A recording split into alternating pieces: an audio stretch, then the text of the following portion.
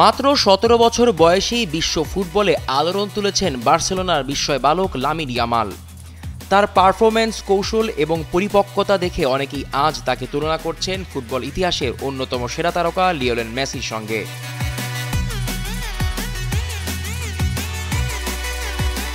লা মাসিয়ার ঐতিহ্যবাহী ঘর থেকে উঠে আসা ইয়ামাল যেন ফিরে এনেছেন সেই পুরনো দিনের বার্সা ম্যাজিক।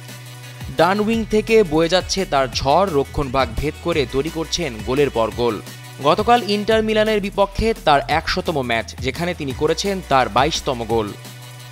মাত্র ১৭ বছর বয়সে এতটা অর্জন অবিশ্বাস্য হলেও সত্য।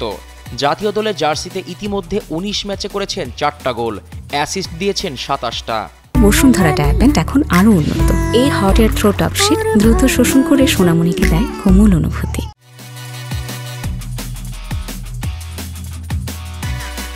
তবে সবচেয়ে বিস্ময়কর ব্যাপার, ইয়ামাল নিজেকে কারোর সঙ্গে তুলনা করতে নারাজ। গতকাল ইন্টার মিলানের বিপক্ষে ম্যাচের আগে মেসির সঙ্গে তুলনা প্রসঙ্গে সাংবাদিকদের প্রশ্নের জবাবে ইয়ামাল বলেন, আমি নিজেকে কারোর সঙ্গে তুলনা করি না, আর মেসির সঙ্গে তো নাই। আমি শুধু উপভোগ করতে চাই ফুটবলটা, খেলতে চাই নিজের মতো করে।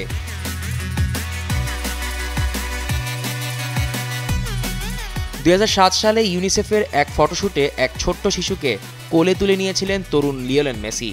কে জানতো সেই শিশু একদিন ফুটবল বিশ্বের আলোচনার কেন্দ্রবিন্দুতে চলে আসবেন। আর সেই শিশুটিই আজকের ইয়ামাল।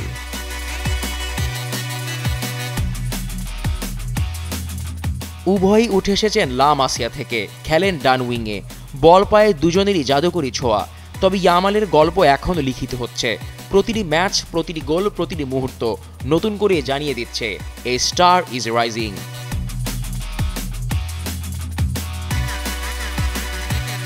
মেসির পর কি ইয়ামাল হতে চলেছেন পরবর্তী কিংবদন্তি?